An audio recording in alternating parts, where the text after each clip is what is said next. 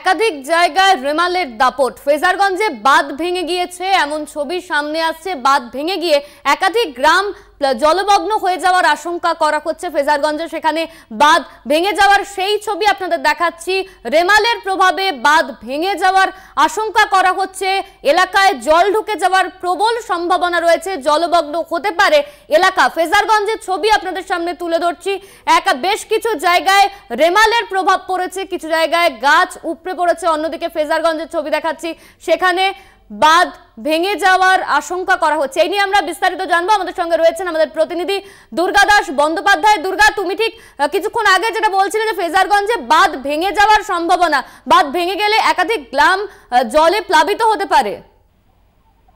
একদমই তাই। তার কারণ হচ্ছে, তুমি জানো যে গত কাল থেকে যে মুষলধারে বৃষ্টি এবং তার সঙ্গে যে দফায় দফায় দমকা হাওয়া, অর্থাৎ প্রায় 80 থেকে 90 কিলোমিটার বেগে যে ঝড়, সেই ঝড়ের প্রভাবে আমরা গত কাল থেকেই বলে আসছিলাম যে যদি এখানে যে 4-5টি বাঁধ রয়েছে, সেই বাঁধ যদি ভেঙে যায়, বিশেষ করে সমুদ্র বাঁধ, অর্থাৎ সমুদ্রের সঙ্গে এই যে লো ল্যান্ড তার মাঝখানে যে বাঁধ, এই বাঁধ যদি ভেঙে যায় তাহলে এই লোনা জল, সমুদ্রের লোনা জল ঢুকে পড়ে কিন্তু বিরাট এলাকাকে প্লাবিত করতে পারে।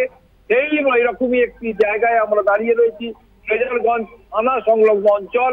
আমার ঠিক পেছনে দেখাতে বলবো যে দেখছো যে সমুদ্র ফুলে উঠেছে, সমুদ্র প্রায় পুষছে বলা যেতে পারে, এবং তার সঙ্গে সঙ্গে এই যে অংশটা রয়েছে সমুদ্রের ঠিক গা ঘেঁষে যাচ্ছে। আর এই যে কাঁচা বাঁধ, সেই বাঁধ কিন্তু ইতিমধ্যেই প্রায় ভেঙে বিভিন্ন জায়গা দিয়ে জল ঢুকতে শুরু করে দিয়েছে।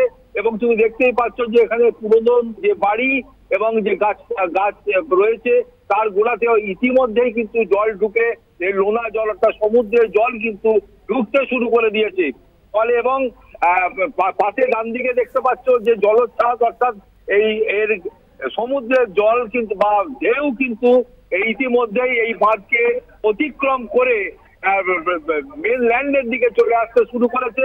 ফলে যদি এই ধরনের এই যে দমকা বাতাস বা ঝোড়ো বাতাসের পরিমাণ যদি না কমে এবং বৃষ্টি যদি এই মুহূর্তে না কমে, তাহলে কিন্তু বিকেলের মধ্যে এই বাঁধ ভেঙে যেতে পারে। এবং এই বাঁধ যদি ভেঙে যায় তাহলে সমুদ্রের জল কিন্তু পুরো এই গোটা অঞ্চলটিকে প্লাবিত করতে পারে।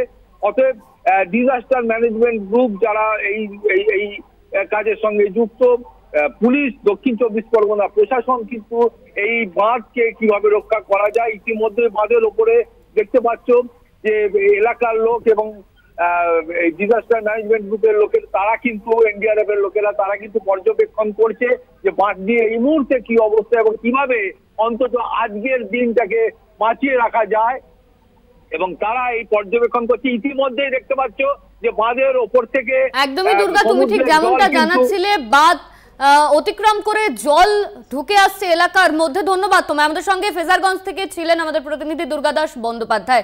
ফ্রেজারগঞ্জের ছবি আপনাদের দেখালাম, এবার আমরা নজর রাখবো দীঘার দিকে। সেখানেও কিন্তু গতকাল যে পরিস্থিতি ছিল, সমুদ্রের জল ক্রমেই ফুসছিল, তবে আজকের পরিস্থিতি বেশ কিছুটা স্বাভাবিক দীঘার, যেখানে পর্যটকেরা তারা সমুদ্রের কাছাকাছি যেতে পেরেছে, তাদের যেতে দেওয়া হয়েছে। এই মুহূর্তে সরাসরি আমাদের সঙ্গে রয়েছেন আমাদের বিশেষ প্রতিনিধি দেবজ্যোতি ঘোষ। দেবজ্যোতি, দীঘায় এই মুহূর্তে চিত্রটা স্বাভাবিক এবং পর্যটকেরা তারা দীঘার কাছে সমুদ্রের কাছাকাছি গিয়েছে, ঠিক কি দেখতে পাচ্ছ এখন? পর্যটকেরা তারা কি বলছেন? দেখো এই মুহূর্তে কিন্তু একেবারে ব্যাপক জলোচ্ছ্বাস হচ্ছে দীঘার সমুদ্রে। আমার প্রথম ক্যামেরাম্যানকে দেখাতে অনুরোধ করবো এই মুহূর্তে দীঘার সেই মনোরম পরিবেশ, এবং তারপরে আমি এখানে যারা পর্যটকরা রয়েছে তাদের সঙ্গে কথা বলার চেষ্টা করব।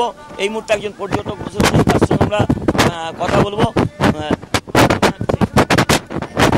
খুব সুন্দর লাগছে, খুবই ভালো লাগছে, অ্যামেজিং, মানে ওয়েভগুলো আসছে আর খুব ভয়ও লাগছে।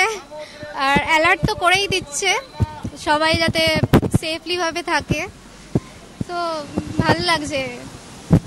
মন কি খারাপ ছিল? কালকে কি মন খারাপ ছিল যে এই খারাপ দুর্যোগপূর্ণ আবহাওয়ার জন্য তোমরা সমুদ্রে জলে নামতে পারোনি?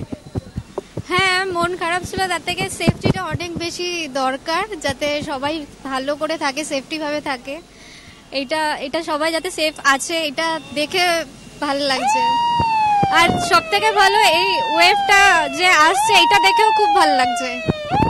দেখো এই মুহূর্তে কিন্তু দীঘা শঙ্করপুর উন্নয়ন পরিষদের যারা অফিসাররা রয়েছেন এবং যারা কর্মীরা রয়েছেন তারা কিন্তু এখানে প্রচার করছেন, কারণ এই মুহূর্তে যেভাবে জলোচ্ছ্বাস হচ্ছে যে দীঘার যে গার্ডওয়াল রয়েছে সেই গার্ডওয়াল কিন্তু অতিক্রম করতে পারে।